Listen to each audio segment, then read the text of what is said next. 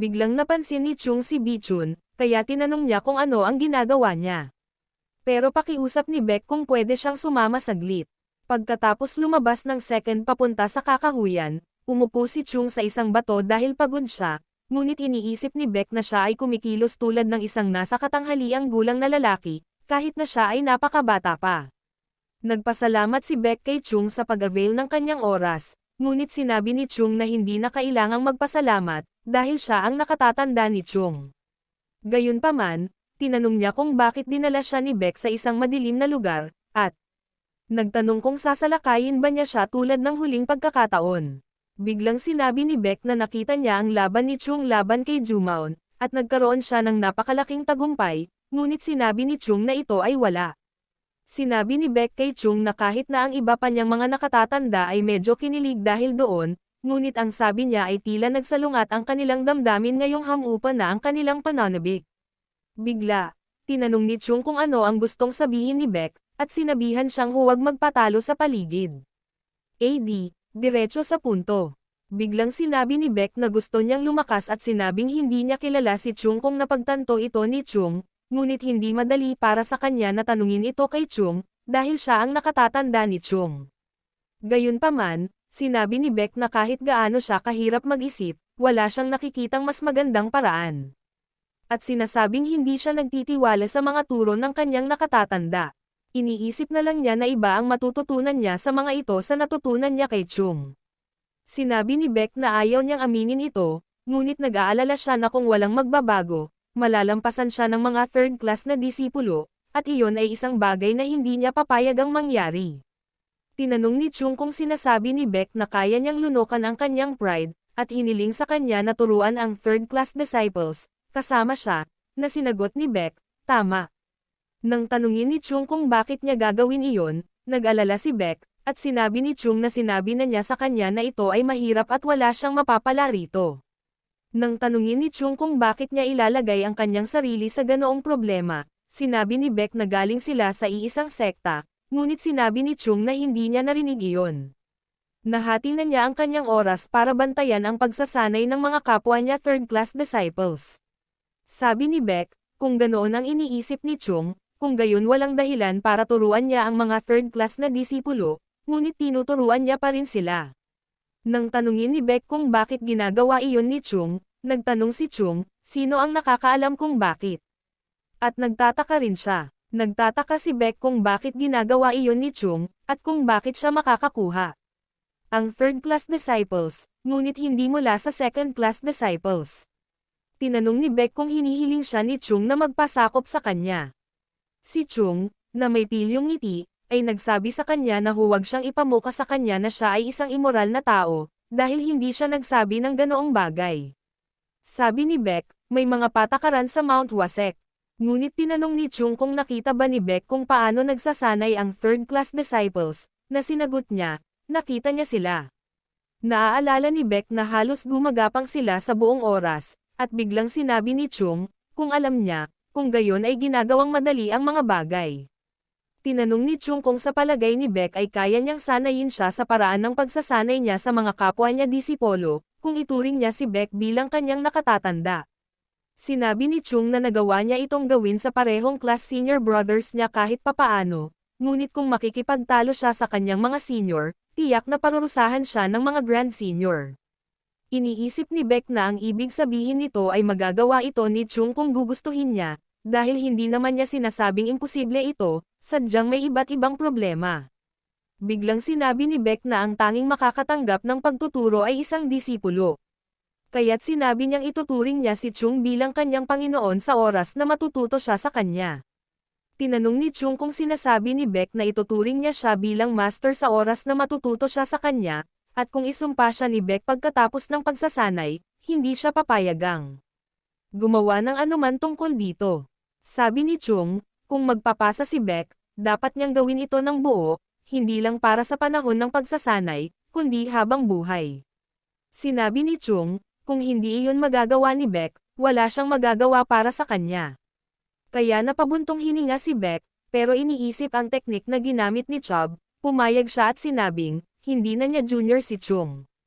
Mula ngayon, Sinabi ni Beck na walang sino man sa mga disipulo ng ikalawang klase ng Mount Hua sect ang susubok na gamitin ang kanilang ranggo laban sa kanya, at habang nanunumpa siya na sa kanyang pangalan, si Chung ay gumawa ng mukha na parang nahuli siya ng isda. Kinabukasan, nagsasanay ang mga disipolo habang sinayang at sinasabi nilang nagsasanay sila araw-araw, ngunit hindi pa rin sila masanay. Sinabi ng isa sa kanila na nakita nila ang mga epekto, kaya nagsisimula na siyang mag-enjoy.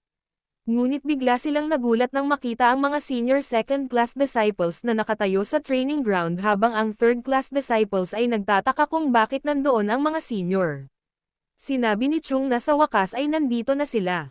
Tinanong ni Yoon si Chung kung ano ang lahat ng ito at kung bakit nakapila ang mga nakatatanda sa harap ng puting plum hole sa madaling araw. Tinapik ni Chung ang balikat ni Yoon at sinabing alam niyang marami na silang pinaghirapan, at nakita niya kung gaano kasama ang pakikitungo sa kanila ng mga nakatatanda. Kaya sinabi niyang naduraj ang puso niya dahil doon. Iniisip ni Yoon na masama rin ang pakikitungo ni Chung sa kanila, ngunit biglang, sinabi ni Chung na makakapagpahinga na sila ngayon. Sinabi ni Chung mula ngayon, ang mundo ay magiging isang magandang lugar kung saan ang lahat ay pantay-pantay sa panahon ng pagsasanay. Biglang sinabi ni Chung na sa palagay niya ay kusang loob silang sumama sa kanila ngayon sa kanilang pagsasanay, at labis siyang naantig, bilang kanilang instructor. Sinabi ni Chung, tulad ng alam na nila, kung ito ay hindi sapat, kung gayon hindi ito pagsasanay, dahil walang pagsasanay na nakaka-relax at nakakapreskong. Sinasabi lang ni Chung kapag nagmumura at nagmumura sila pagkatapos nito, kapag wala silang lakas sa kanilang mga daliri na humawak man lang ng chopsticks at basta na lang ipasok ang kanilang mukha sa kanilang plato para makakain. Yan lang ang matatawag na totoong pagsasanay. Sinabi ni Chung na walang pribilehiyo kapag sinusubukan nilang maging mas malakas, at ang tanging paraan upang gawin ito ay ibigay ang kanilang makakaya sa panahon ng pagsasanay. Sabi ni Chung, kung magtitiwala sila at susunod sa kanya, lalakas silang lahat. At kapag tinanong niya kung naiintindihan nila, kumanta sila, "Oo, sir." Masaya ang pakiramdam ni Chung na makita ang mga ganoong tapat na lalaki, at iniisip kung dapat ba silang magsimula sa mga pangunahing kaalaman. Biglang tinanong ni Chung ang third-class disciples kung ano sila, dahil kailangan nilang turuan ang mga nakatatanda kung paano sanayin ang kanilang lakas. Sa personal, si Boon at iba pang mga disipolo, na may malademonyong ngiti, ay nagtanong kung ano iyon. Pagkatapos ay kinuha nila ang mga sako ng mga bato at lumakad patungo sa mga nakatatanda. Sinabi nila na ang Mount Hua sect ay magkakaroon ng mga bagong screen at panaghoy sa susunod na 3 buwan at 10 araw. Sinabi ng mga junior na gagawin nila ang kanilang makakaya upang turuan ang mga nakatatanda ng na nagpaparamdam sa mga nakatatanda, ngunit masaya si Chung. Biglang dumating doon si AI Sol at sinabi kay Chung na gusto niyang matuto mula sa kanya, ngunit sinabi niya sa kanya na matuto mula sa iba, kung saan siya ay tumugon, walang lalapit sa kanya.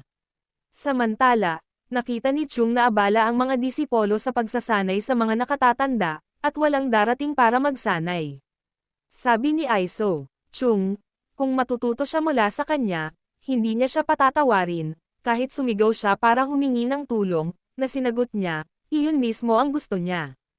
Iniisip ni Chung na siya ay talagang kamangha-mangha, dahil siya ay matyaga. Ngunit kapag tinanong niya kung titiisin niya ito, magagawa ba niyang lumikha ng plum blossoms gamit ang kanyang sword? Tinanong ni Chung kung sasabihin niya muli ang bagay na iyon. Biglang tinawag ni Chubb ang lahat ng nakatatanda at nakatatandang kapatid at sinabing, kung sila ay mga disipulo ng Mount Hua sect, hindi nila dapat gawing layunin ang paglikha ng plum blossoms, dahil bahagi lamang iyon ng proseso. Sinabi sa kanila ni Chung na tandaan na ang kanilang layunin ay ang pagkumpleto ng mga teknik na lumilikha ng plum blossoms at ito ay gumagawa ng yelo. Naaalala ng lahat ang kanyang ama, iniisip ni Chung na sa nakaraan, nababahala siya sa kanyang sariling mga kakayahan, kaya wala siyang interes sa martial arts ng iba sa kanyang paligid. Natural na iyon sa kanya noon, pero hindi na. Iniisip ni Chung na sa huli, ang kailangang harapin ng Mount Hua sect ay hindi lamang isang tao na pinakamalakas, kundi maraming iba't ibang sect sa Jiangho. Iniisip ni Chung kung isang araw ang mga taong ito ay makakagawa ng plum blossoms at suportahan siya, ang iba ay kakagaitan lang ng alikabok. Iniisip ni Chung na pag-isahin nila ang buong Jiangho, at iniisip niyang iguguhit niya ang plum blossoms kahit sa mga kalbo na ulo ng mga siyang monghe. Sinimulan ni Chung ang pagsasanay, at si Sasuke, na pinapanood ito, ay iniisip na sinasanay pa ni Chung ang ikalawang klase. Ngayon, kanina, nang sabihin ni Sasuke sa third-class disciples sa sect leader, sinabihan niya si Sasuke na iwanan si Chung, dahil hindi siya isang taong maaari nilang ikulong. At kung haad lang sila sa pamumuno sa kanila, baka mas lalong lumala ang mga pangyayari, tanging ang sect leader lang ang nagsabing matanda na sila at luma na, kaya dapat silang magsilbing pataba na makakatulong sa mga disipulo na lumago at sumikat hanggat maaari. Sinabi ng sect leader kay Sasuke na subukan si Chung at iwanan siya, dahil mayroon siyang Taoismo sa loob niya para hindi siya maliga. Iniisip ni Sasuke ang katotohanang nagawa ni Chung na likhain si Plum Blossoms ang kanyang hindi maarap na antas ng martial arts at hindi kilalang pinagmulan, napakaraming tanong tungkol sa kanya, ngunit sa palagay niya ay hindi niya magagawang mag-ingat laban kay Chung dahil lamang sa sarili niyang pag-usisa. Iniisip ni Sasuke kung ang paraan ng Taoismo ay isang bagay na dumadaloy at kailangang yakapin. Iniisip ni Sasuke na kahit anong klaseng tao si Chung, walang dahilan para ikulong nila siya, basta't isa siyang disipulo ng Mount Wasek. Dahil ang paraan ng Taoismo ay walang hangganan, naisip ni Sasuke na ngayon ay iniwan na nila ang bahagi ng pagtuturo kay Chung, maaari na lamang siyang umupo sa kanyang mga kamay at iniisip na dapat din siyang magsumikap upang makasabay sa Mount Wasek na lumalakas. Ngunit iniisip niya kung magiging masyadong sakam na hilingin kay Chung na turuan siya. Pagkaraan ng ilang sandali, si Chung na nakaupo sa isang bangin, sa palagay niya ay halos hindi na nila nalampasan ang isang problema, ngunit marami pang naghihintay sa kanila. Iniisip ni Chung, kahit na ang mga third-class disciples ay hindi umuusad ng mabagal sa bilis na ito, sila ay magiging martial masters ng mas huli kaysa sa gusto niya. Pakiramdam ni Chung ay parang may mabigat na pasanin sa kanyang mga balikat, at iniisip na ganito ang pakiramdam ng pagiging isang pinuno. Nagtataka si Chung, ganito ba ang naramdaman niya noon, iba kaya ang kapalaran ng mga kapwa-miyembro ng sect niya?